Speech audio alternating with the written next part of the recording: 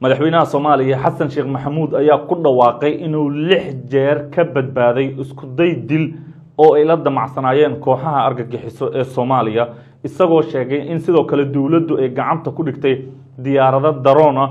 oo la rabay in lagu burburiyo dawladnimada Soomaaliya isla markaana laga keenay dalka Yemen oo Xuutiyiintu ay ku taageereen kooxda khawaarijta ee Al-Shabaab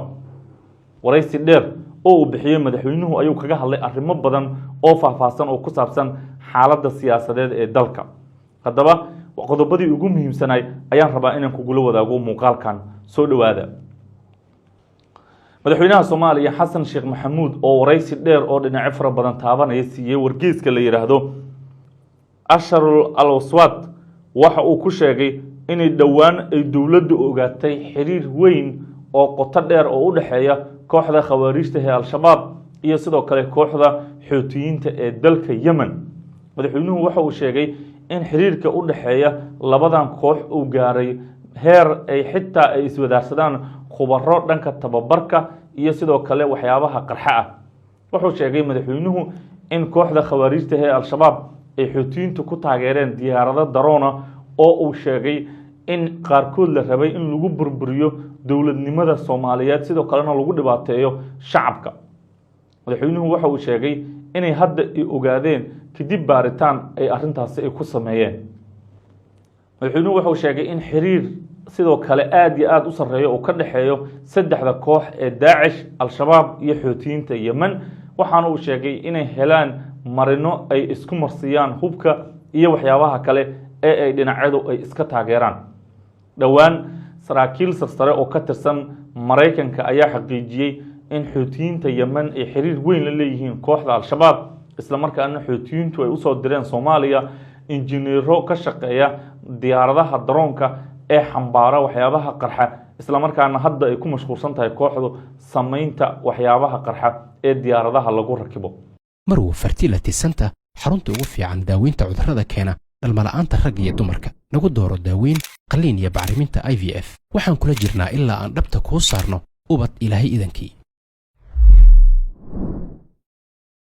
dhawaan dawladda Soomaaliya ayaa ka shakisay diyaarado nooca drone-ka ah kuwaas oo dul heehaabay madaxtooyada Soomaaliya intii lagu guda jiray bishii barakeysneed ee Ramadaan dhowr jeer ayay diyaaradahaasi la dagaalameen ciidamada ammaanka ee Koofiya Casta loo yaqaan ee ilaaliya amniga madaxtooyada iyo madaxda qaranka waxaana la maqlayay rasaas culus oo ka dhacaysa gudaha filla Soomaaliya inkastoo aanay dawladdu faahfaahin ka bixin nooca diyaaradahaas madaxtooyada lagu soo weeraray ee dul heehaabay ee ay ciidamadu la dagaalameen waxaa xusid mudan in madaxweyne Xasan Sheekh Maxamuud uu wareysigan sidoo kale uu ku sheegay inuu isagu shakhsiyan uu ka badbaaday dhowr jeer oo ilaa 6 jeer gaarayo isku day dil oo la doonayay in lagu kharijiyo madaxweynaha Soomaaliya si loo wiiqo dawladnimada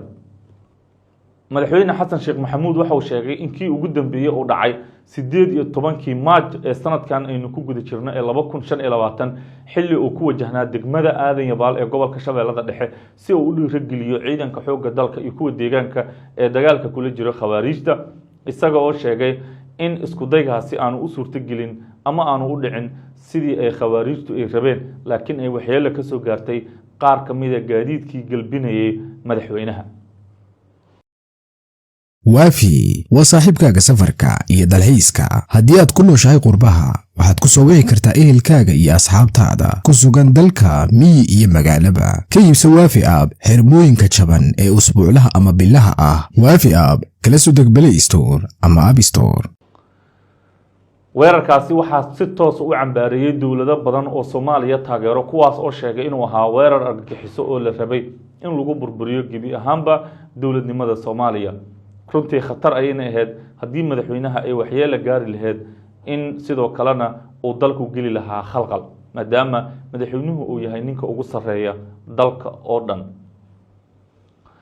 sidoo kale madaxweynuhu wuxuu ka hadlay arrimo badan oo siyaasadeed oo guulo ah oo dawladdiisu ay gaartay oo ay ka mid yihiin dhinaca la dagaalanka Al-Shabaab kor u qaadista dhaqaalaha amniga caasimadda iyo qodobo kale oo uu sheegay madaxweynuhu inuu ku guuleystay muddadii 3 sano ahayd ee uu hogaaminayay dawladda federaalka ee Soomaaliya